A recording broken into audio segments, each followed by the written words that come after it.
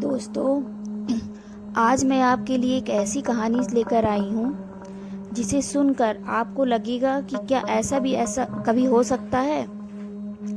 अभी तक हम लोग बस इतना सोचते थे कि भूत प्रेत होते हैं कि नहीं होते हैं, लेकिन आज की घटना सुनकर आप लोग को सच में विश्वास हो जाएगा कि भूत प्रेत होते हैं और आपका ये कहानी सुनकर आपका रोम रोम कांप उठेगा।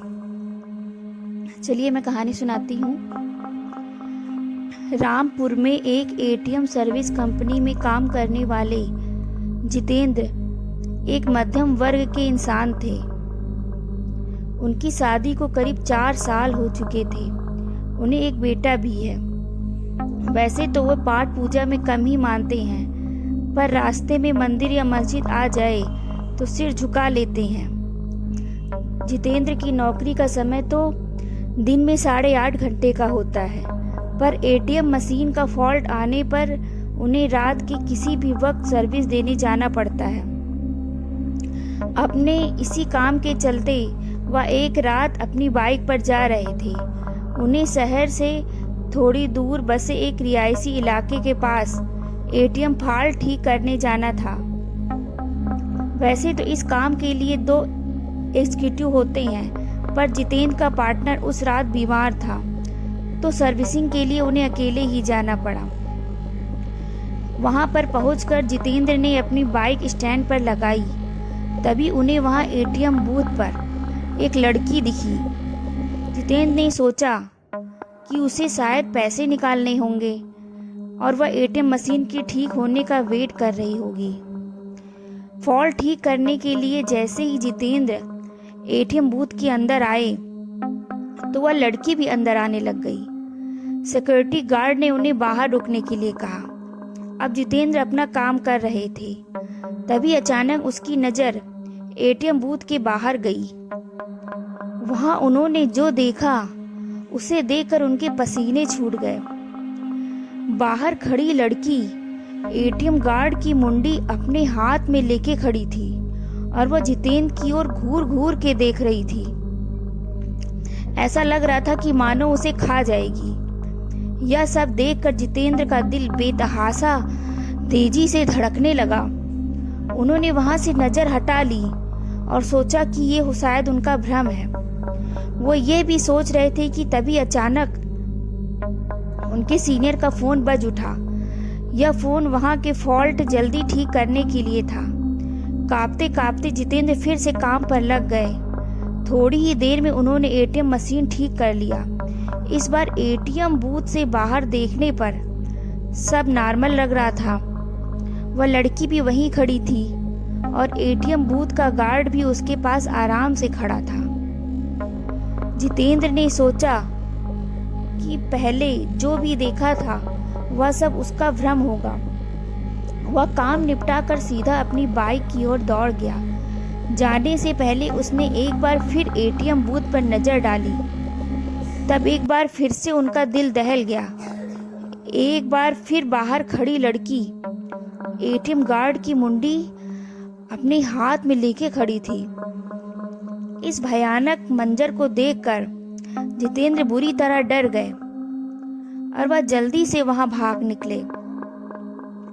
रामपुर वापस लौटते वक्त भी उन्हें बार बार यह आभास हो रहा था कि उनकी बाइक के साथ कोई परछाई चल रही है। वे घबराए हुए बाइक चलाए जा रहे थे कि न जाने कैसे अचानक ही उनकी बाइक बंद हो गई और ठीक एक बरगद के पेड़ के पास जाकर रुकी। जितेंद्र जी को यकीन ही नहीं हो रहा था कि उनके साथ ये सब सचमुच क्यों हो रहा है। उन्होंने नजर उठाई तो बरगद की शाखा से झूलती एक आकृति नजर आई। उसके हाथ में एक नरमुंड था और वह अजीब घरघराहट भरी आवाज में कुछ बोल रही थी। जितेंद्र जी सब यह देखकर वहीं जड़ गए। न उनकी पैर खिसक रहे थे, न उनकी चीख निकल रही थी। उनके अंदर हिलने की ताकत भी नहीं बची। चुड़ैल पेड़ से उतरी। उसके उल्टे पांव देखकर जितेंद्र जी के पसीने छूट गए। उन्होंने आंख मूंद ली। और उन भगवान को याद करने लग गए। उनके पास और कोई चारा भी ना था। चुड़ैल उनके बगल में आकर बैठ गई और उनका सर सहलाने लग गई। इसके बाद जितेंद्र जी को कुछ भी याद नहीं कि उनके साथ क्या हुआ। जब होश आया तो वे एक हॉस्पिटल में थे। सुबह कुछ स्थानीय लोगों ने उन्हें बेहोश पड़ा देखकर हॉस्पिटल पहुंचा दिया था। उन्हें ऐसा लग रहा था कि वह कोई सपना देख रहे थे। इस घटना के महीनों बाद तक जितेंद्र बेसुध बेहोश रहे और काफी पूजा पाठ मंत्र तंत्र के बाद ही उनकी हालत फिर से सामान्य हो पाई। अब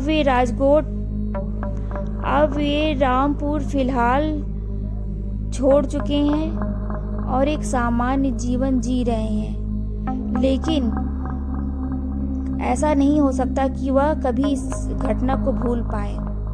उन्हें ऐसा लग रहा था कि उस दिन उन्हें नई जिंदगी मिली है।